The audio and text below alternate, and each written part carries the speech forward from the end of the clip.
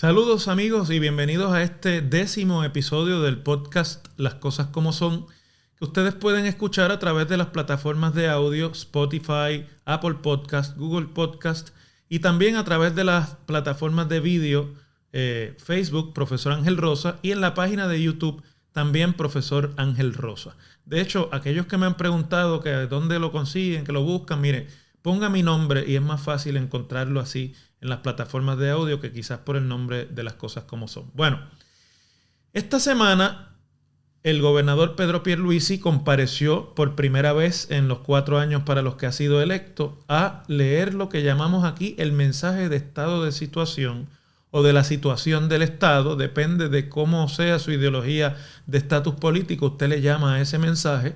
que en realidad es una obligación que le da la Constitución al gobernador de comparecer ante el Poder Legislativo para rendir cuentas de sus gestiones como jefe de la rama ejecutiva. Viene de la larga tradición que arranca por allá, por la Europa del siglo XVI, y en que se estaba tratando de dominar y de someter el poder de los monarcas al poder de los parlamentos, y un poco es la tradición también de los Estados Unidos, de que en un sistema de separación de poderes, el poder ejecutivo rinde cuentas ante el pueblo, representado en el poder legislativo, que es donde más funcionarios electos hay. De ahí lo copió la Constitución del Estado Libre Asociado y le dio al gobernador la responsabilidad de, al inicio de cada sesión ordinaria, entre los meses de enero y junio, que es que dura la sesión ordinaria, rendir un informe sobre la situación del Estado y de las cuentas, ingresos y gastos del Tesoro Público. Otros gobernadores en el pasado habían dividido la oportunidad de un mensaje como este. Realmente arrancó así desde Pedro Rosselló en adelante. Y presentaban un mensaje de estado de situación y después comparecían una segunda vez a presentar el mensaje de presupuesto. Anteriormente, con la situación del Estado, se entregaba también la propuesta de presupuesto y además los mensajes de estado de situación tenían muchas propuestas, contenían propuestas concretas para el uso de los presupuestos del Estado. Claro, en un Puerto Rico en el que la situación presupuestaria está determinada por una Junta de Control Fiscal nombrada por el gobierno de los Estados Unidos y en la que no hay representación del pueblo de Puerto Rico, pues ciertamente todo esto viene a ser un poco ya bastante simbólico. Y además anteriormente, cuando no había una penetración ni una presencia en los medios de comunicación tan continua de la figura del gobernador, tengan en cuenta que en los tiempos pasados, el gobernador, si acaso una vez cada 2 semanas hacía una conferencia de prensa, o una vez al mes, o el gobernador hacía comparecencias públicas para inaugurar obras, pero no estaba la presencia esta constante de comunicados de prensa, de conferencias de prensa que llegan a ser a veces a diario de los gobernadores incumbentes y que les restan también la importancia debida a esta comparecencia, que no deja de ser ciertamente una buena oportunidad para que sin interrupciones y sin ningún tipo de control del contenido, más que el que se imponga el propio Ejecutivo, tener 1 o 2 horas en prime time en televisión, a las 5 de la tarde, para hablar directamente a los ciudadanos, y se convierte básicamente en una oportunidad de proselitismo, especialmente cuando la rama legislativa está controlada por el mismo partido del gobernador. Quizás mucha de la expectativa en esta ocasión existía alrededor del hecho de que la legislatura está controlada por el Partido Popular Democrático, que es el principal partido de la oposición. ¿Qué se puede decir del mensaje del gobernador? Bueno, digamos que está dividido, son 19 páginas, que se pueden dividir temáticamente en 4 asuntos. Primero, los anuncios sobre los nuevos controles a la pandemia del coronavirus, ¿no? El regreso un poco a las etapas anteriores, los usos que se le van a dar a los fondos federales que están comenzando a fluir ya más fácilmente para la recuperación y para la infraestructura luego de los desastres naturales del cuatrienio pasado. El tema de la educación, que siempre es un tema importante, pero que además se ha visto afectado particularmente en los pasados años por esos desastres naturales, especialmente en la zona sur de Puerto Rico y por la pandemia. Y obviamente lo que no puede faltar en un mensaje de un gobernador nuevo progresista o estadista, que es cerrar con el gancho y con el golpe político de la defensa de la estadidad y de chijí, chijá, chijajaja, ahora es que llega la estadidad. Ciertamente, en cuanto al primer tema, el gobernador anunció una vuelta al toque de queda a las 10 de la noche,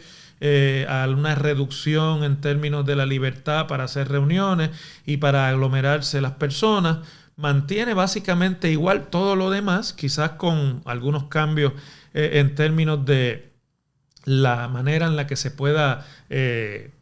mover la ciudadanía y en que quizás los coliseos y las actividades multitudinarias pues todavía no se van a abrir. Ahora,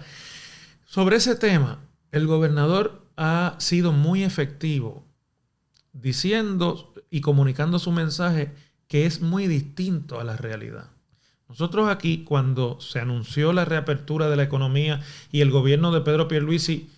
anunció como política pública, aunque nunca lo dijo, que la política pública de su administración era reabrir la economía y regresar a la normalidad prácticamente, aún cuando todavía el proceso de vacunación no había tomado velocidad. Y nosotros aquí además documentamos en este podcast las dificultades iniciales de un proceso de vacunación que hoy todavía, a pesar de la apertura y el aumento en disponibilidad de dosis de vacunas que ha permitido la administración del presidente Biden, en Puerto Rico los vacunados, es decir, los que han recibido sus 2 dosis o la dosis única de la vacuna que solo requiere una, no llegan a 500,000 todavía. Es decir, estamos aún muy lejos de los 2 millones que tienen que estar vacunados completamente para lograr la inmunidad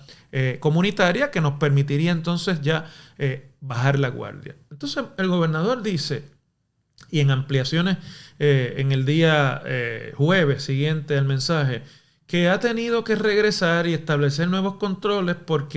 y le echa la culpa a la gente. Dice, porque la gente bajó la guardia. Como si fuera la gente la que realmente regula estas cosas. Mire, la gente no bajó la guardia. El gobierno bajó la guardia. El gobierno abrió la economía y el gobierno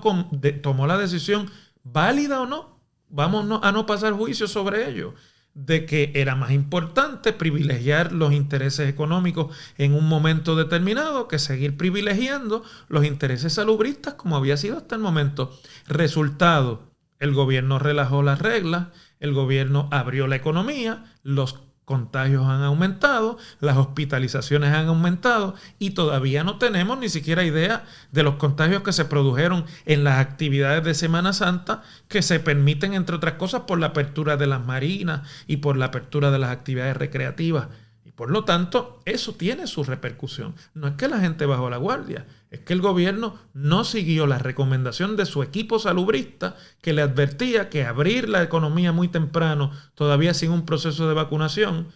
adelantado, y abrir la educación presencial todavía sin un proceso de vacunación y de inmunidad comunitaria adelantado, iba a traer repercusiones. Se lo advirtieron los propios científicos que lo asesoran. Y el gobernador tiene la potestad para hacerlo, la responsabilidad de abrir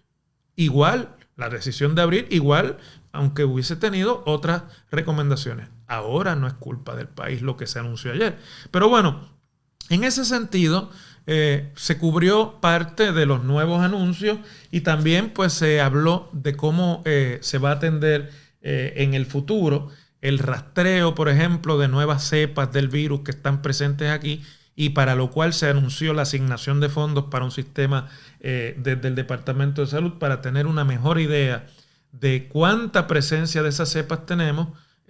y obviamente tomar las medidas en el tiempo en lo que todavía logramos que la vacunación se profundice.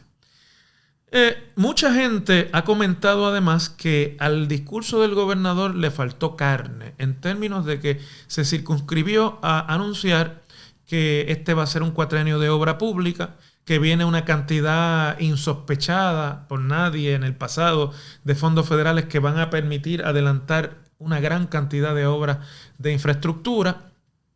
que es la apuesta que hace realmente el gobernador a que el impacto innegable que va a tener el derramamiento de esa cantidad de fondos federales sobre la economía de Puerto Rico va a producir un ambiente de bienestar, aunque sea temporal, que permitirá que el gobierno y el gobernador lleguen en una cresta de positivismo y de felicidad a la próxima elección de 2024, porque lo que sí es innegable es que un gobierno al que económicamente las cosas le van bien, la tiene mucho más fácil para la reelección. Un gobierno con crisis económicas siempre es un gobierno en el que la reelección es prácticamente imposible. Esa es la razón por la que en Puerto Rico hace ya 20 años no tenemos reelección de ningún gobernante. Puede que repetición de un partido, pero no reelección de gobernantes. Y la razón es porque llevamos 20 años de aprietos económicos que el gobernador apuesta a que podamos superar por esa lluvia de fondos que van a estar disponibles. Pero cuando uno lo escucha haciendo el listado de los proyectos, pues el desarrollo de Roosevelt Roads y, por ejemplo, la autopista hasta Aguadilla y la terminación de cuanta carretera se haya quedado por terminar en Puerto Rico y una serie de proyectos de los que Puerto Rico lleva 30 años hablando. El puerto de Ponce, por ejemplo, la construcción de un nuevo hospital de trauma. Todo eso es tan abarcador que si el gobernador logra echar a andar la mitad de toda esa obra pública, en efecto, eso va a ser positivo políticamente para sus posibilidades. Una cosa que nadie ha mencionado todavía en el análisis, inclusive que les habla, pero lo voy a compartir con ustedes en este podcast. No lo compartí en Guapa, no lo compartí tampoco en el programa de radio, lo comparto en el podcast. Es que al gobernador se le escapó en todo el espacio que le dedicó en el mensaje a el presupuesto y a sus iniciativas presupuestarias, que son todas contrarias a los planes de la Junta de Control Fiscal. El gobernador dice, bueno, no recorte las pensiones, no recorte la Universidad de Puerto Rico, no recorte los municipios. Y la Junta de Control Fiscal no solamente que ha dicho va a haber recorte, sino que ya ha traducido en decisiones judiciales de la jueza Swain el recorte, por ejemplo, a los municipios. El recorte, por ejemplo, a la Universidad de Puerto Rico. Pero una cosa que el gobernador no menciona en su discurso y que me parece que es fundamental es que nada de lo que se habló ayer contiene los planes que debiese estar haciendo cualquiera que tenga la responsabilidad fiscal en Puerto Rico en los próximos 4 años de cómo y de pago de la deuda. La deuda se está en este momento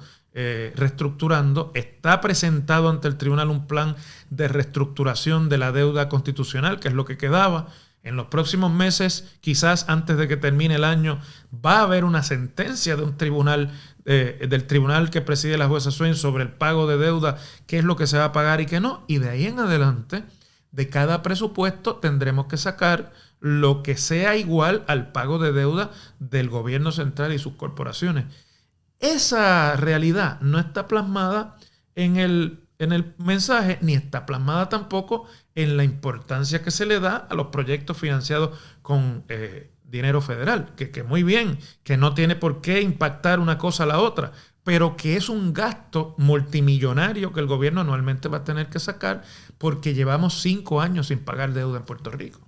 Y eso no se atiende en el mensaje, se opta por un poco más el discurso populista de dicho que no más recortes, la Junta tiene, este es mi presupuesto, no es el de la Junta. Mentira, es el presupuesto de la Junta y la Junta tiene total control sobre esas asignaciones. Y además también está un tema que me pareció muy particularmente interesante y que quiero discutir con ustedes. El gobernador no utilizó su mensaje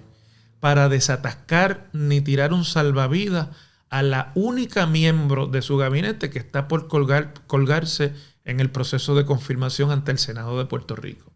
Elba Ponte, la secretaria de Educación, no tiene los votos ni en la Comisión de Nombramiento ni en el Senado para ser confirmada. El gobernador habló de educación, pero habló y mencionó a la secretaria una sola vez y de refilón. y no hizo lo que tradicionalmente hacen gobernadores cuando tienen un secretario al que quieren salvar, al que quieren retener y que está en aprietos en la legislatura, que es echárselo al hombro en el discurso y dar a conocer, ¿no?,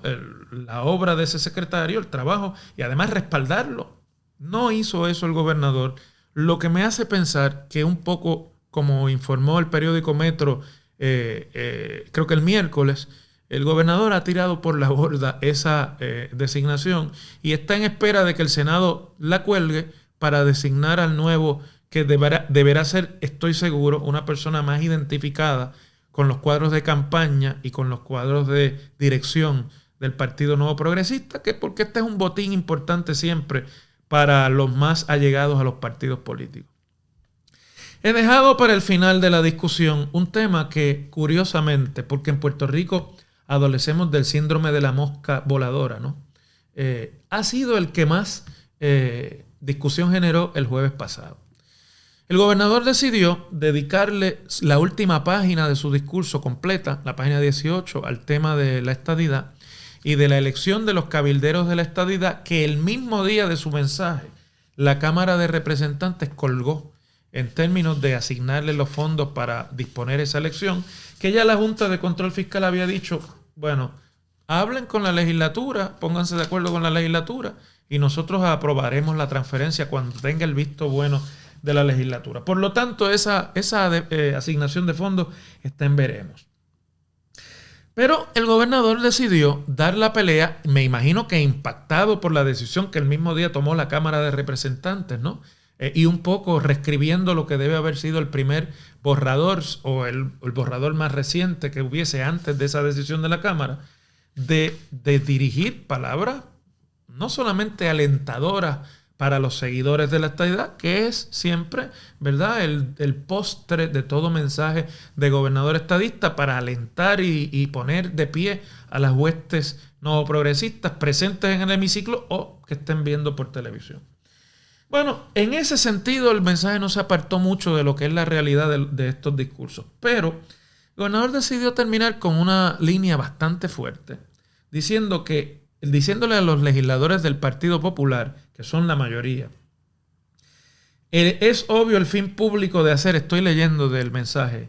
de hacer valer la voluntad de nuestra gente. Por eso el trabajo de nuestro gobierno tiene que ir dirigido a buscar esa igualdad que nuestra gente pidió, incluyendo mediante la elección de 6 delegados que aboguen por esa causa en el Congreso. El pueblo no pidió la elección de esos delegados. De hecho, el pueblo rechazó la propuesta electoral de quienes abogaban por esa elección. Lo que pasa es que luego de derrotados la legislaron. El pueblo sí votó por la estadidad en el referéndum, pero no revalidó a la legislatura nuevo progresista, que es la que legisla en el último día del cuatrienio esta elección y todo lo concerniente a la creación de estos supuestos congresistas que van además a devengar salario de congresistas del erario puertorriqueño. Y añade el gobernador luego de eso, el que ignora a su pueblo no merece su respeto. Es decir, le está diciendo a la legislatura popular irrespetuosa. Bueno, pues ¿qué pasa? Que yo creo que un poco asusado por eso, vístose así, habiéndose visto, ¿verdad? Un poco al final del mensaje, golpeado por una línea de tanto contenido partidista como este, el presidente del Senado y presidente del Partido Popular, José Luis Dalmau, opta por, en el momento en que está todavía ocurriendo el aplauso al gobernador cuando termina, decir desde su estrado presidencial al lado del presidente de la Cámara, qué bueno es el Estado Libre Asociado, señor gobernador, y entonces le contesta el ataque del respeto y le dice que el que no respeta a las mayorías no merece el respeto del pueblo. Y obviamente un poco eso se convirtió en la reacción inesperada y comentada, y claro, fue comidilla de los medios de comunicación. Yo pienso que José Luis Dalmau se debió haber refrenado de hacer ese comentario y debió haber dado quizás él el ejemplo de altura que el gobernador no había dado al momento de terminar su mensaje. Pero estamos en la legislatura de Puerto Rico. Este es el lugar donde en tiempos anteriores, afuera, mientras el gobernador hablaba, había tarimas de gente. y se trepaban los políticos allí a bailar la Macarena y otro tipo de sones. Ya la Macarena es una cuestión tan del pasado que no sé si muchos de los que nos escuchan recordarán ese ritmo. Y donde inclusive había el asado de lechones, de puercos asados allí para celebrar la comparecencia del gobernador. Y en medio de un ambiente que ha sido tan circense y de tanto circo a lo largo de los años, y que, como ya dije al principio, cada vez está revestido de menos solemnidad porque se le ha ido rebajando a ese momento allí el valor de lo que va a ser el gobernador allí. No entiendo la indignación de un presidente de partido que decidió defender su fórmula de estatus y decir que el Estado Libre Asociado le permite gastar los fondos federales que el gobernador había anunciado. Realmente algo sin importancia y algo que está dentro de lo que es la cultura un poco, digámoslo así, única del ambiente legislativo y político partidista en Puerto Rico. No tienen la mayor trascendencia y obviamente el asunto del estatus ni se va a decidir por los fondos federales que llegaron bajo el ELA, ni se va a decidir por la elección de los 6 cabilderos estos de estadidad, que en realidad son aspirantes a políticos ensayando carreras políticas con el dinero del pueblo. Bueno, les agradezco como siempre que hayan compartido conmigo este ratito y esta visión, en este caso del mensaje de situación, primer mensaje de situación del gobernador Pierluisi, y les invito a suscribirse al podcast y a buscar los otros episodios para que nos sigan y puedan tener la idea completa. Y nosotros obviamente la semana que viene regresaremos nuevamente con un episodio adicional. Hasta entonces, muchas gracias.